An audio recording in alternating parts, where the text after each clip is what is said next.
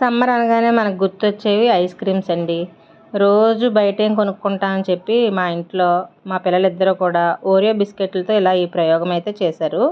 YouTube ఛానల్లో చూసి నేను ఒక ఐస్ క్రీమ్ ప్రిపేర్ చేస్తాను మమ్మీ అంటే సరే అన్నాను. ఏమీ లేదండి, ఓరియో బిస్కెట్లన్నీ కూడా ఇలా ఒక బౌల్లో వేసుకుని ఇలా మెత్తగా స్మాష్ చేసేసుకోవాలి. ఈ పౌడర్ని అంతా కూడా మనకి ఐస్ క్రీమ్ ట్రేస్ ఉంటాయి కదా, అందులో అయితే ఫిల్ చేసేసుకుంటున్నారు.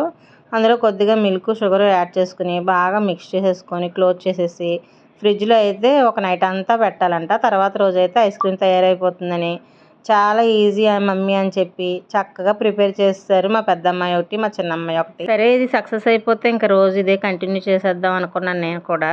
కానీ మా వాళ్ళు చేసిన ప్రయోగం మెచ్చుకోవాలో లేదా నవ్వాలో ఏడవాలో నాకు అర్థం కాలేదు. 2 days అయినా సరే ఈ ఐస్ క్రీమ్స్ అయితే ఐస్ క్రీమ్ అవ్వలేదండి. అప్పుడప్పుడు కరెంట్ తీసేయడం వల్ల ఎలా ఉండిపోయాయో లేదా మొత్తానికి వీళ్ళ ఎక్స్పెరిమెంట్ ఫెయిల్ అయిందో నాకైతే తెలియదు. నా వీడియో నచ్చితే కనుక మీరు తప్పకుండా లైక్ చేసి, షేర్ చేసి, సబ్స్క్రైబ్ చేసుకోవడం మాత్రం మర్చిపోకండి.